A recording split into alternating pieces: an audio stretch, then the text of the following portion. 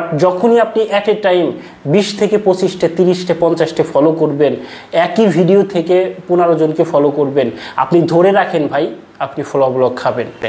আচ্ছা, flow blog সম্পর্কে আলোচনা করতে চেয়েছিলাম। ফ্লো ব্লগ আমরা খুব সচরাচর কিন্তু খেয়ে থাকি। আচ্ছা, কেন খেয়ে থাকি? এর কারণ হচ্ছে অ্যাট এ টাইম আমরা কিন্তু অনেক আইডিকে আমরা ফলো করি।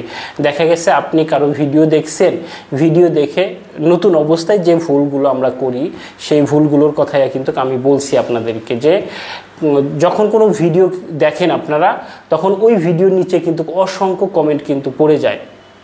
তো কিছু কিছু কমেন্টের নামের পাশে ফ্লো লেখাটা উঠা থাকে, আবার কিছু কিছু নামের পাশে ফ্লো লেখাটা উঠা থাকে না। তো যাদের 10,000 ফলোয়ার কমপ্লিট হয়েছে তাদের নামের পাশে ফ্লো লেখাটা কিন্তু উঠা থাকে, আর যাদের কমপ্লিট হয়নি তাদের কিন্তু আর উঠা থাকে না। এখন আমরা যেটা করি, আমরা আমাদের নিজেদের ফলোয়ার বাড়ানোর জন্য আমরা অ্যাট এ টাইম, ঠিক আছে, ওই একই ভিডিও থেকে 15টা 20টা বা 30টা ফলো আমরা কিন্তু করে দিচ্ছি। এই যে অ্যাট এ টাইম আমরা অনেকগুলো আইডিকে ফলো করে দিচ্ছি, তাও কমেন্ট ধরে আমরা ভিতরেও কিন্তু ঢুকছি না, আইডির মধ্যে ঢুকে তাকে যে ফলো করব সেই সময়টুকু কিন্তু আমাদের থাকে না। নতুন অবস্থায় যে ভুলটা করি, হয়তো বা আপনারা এই ভুলটা করেন না, বাট যারা করে তাদের ক্ষেত্রে আমি বলছি।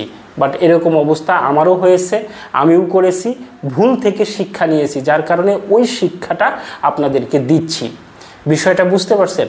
তো কমেন্টের পাশে যখন, অর্থাৎ নামের পাশে যখন ফলো লেখাটা থাকে, আমরা জানি যে কাউকে ফলো করলে সে দ্রুত কিন্তু আমাদেরকে ফলো দেয়, ঠিক আছে? কারণ শুধু যে আমার অভ্যাস তা কিন্তু না, ওই যাকে আমি ফলো দিচ্ছি তারও কিন্তু সেম অভ্যাস, কারণ সেও তো নতুন, সেও ফলোটা পায়, কিন্তু সে কৃতজ্ঞতা স্বরূপ আমাকে কিন্তু সে ফলো দিচ্ছে। তাহলে ভুল শুরুতে আমি করলাম, তাহলে আমি ভুল করে আর একজনকে ভুলের মধ্যে কিন্তু আমি তাকে ফেলাচ্ছি।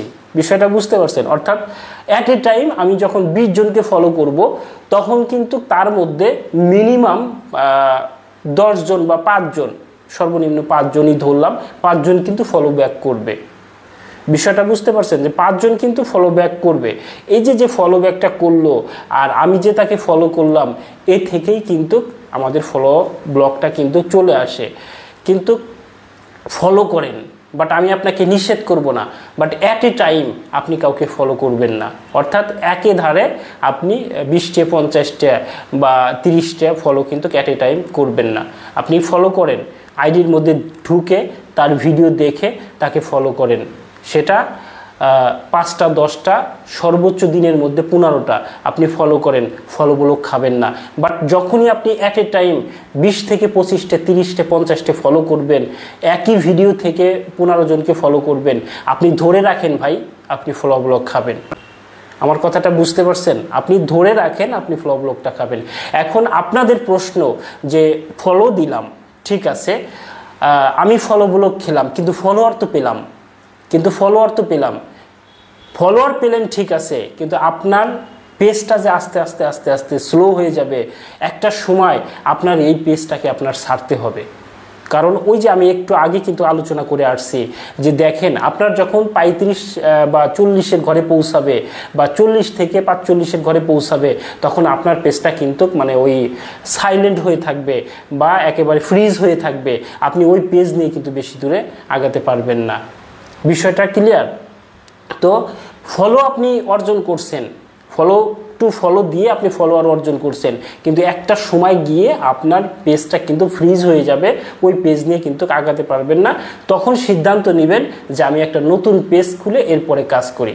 কারণ এই যে ভুল থেকে আপনি শিক্ষা নিচ্ছেন, কিন্তু এই ভুল থেকে আমি শিক্ষা নিয়েছি বিধায় আমি আপনাদেরকে শিক্ষাটা দিচ্ছি। এখন এই শিক্ষাটা যদি আপনি গ্রহণ করে থাকেন, আপনার কাছে ভালো লাগে যে না ভাই তো ঠিকই কথা বলছে, আমাদের ম্যাক্সিমামের ক্ষেত্রে এরকম হচ্ছে, তো ভাইয়ের কথাটা ঠিক আছে। যদি ঠিক থেকে থাকে তাহলে লাইভটা শেয়ার করে অন্যকে দেখার সুযোগ করে দিবেন, যারা নতুন কাজ করতে চাচ্ছে, যারা আপনার শুভাকাঙ্ক্ষী, আপনার সাথে অ্যাড আছে, আপনাকে যারা ফলো করছে। একটা